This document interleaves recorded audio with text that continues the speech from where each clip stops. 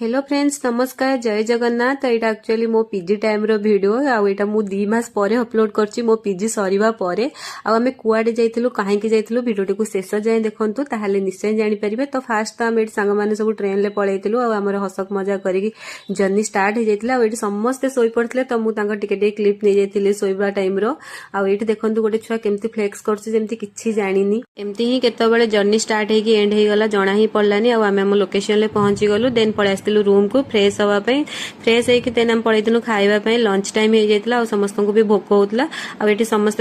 पसंद रो भी ऑर्डर करथिले और खाइ सारला परे आमे पळास्तिलु रिटर्न रूम କିଛି टाइम रेस्ट नवा परे आमे आस्तिलु टिके संध्या बेले बुलाबुली करिया पई पाखाक जगह रे कोन सब अछि देखिबा पई ता नेक्स्ट डे दिन थिला हमर माइनिंग विजिट करिया पई तो आमे एठी समस्त रेडी हेके बाहरिलु माइनिंग विजिट करिया पई आउ आपण माने कमेंट बॉक्स रे निश्चय जणेबे सुकिंदा क्रोमाइट माइनिंग को डिस्ट्रिक्ट रे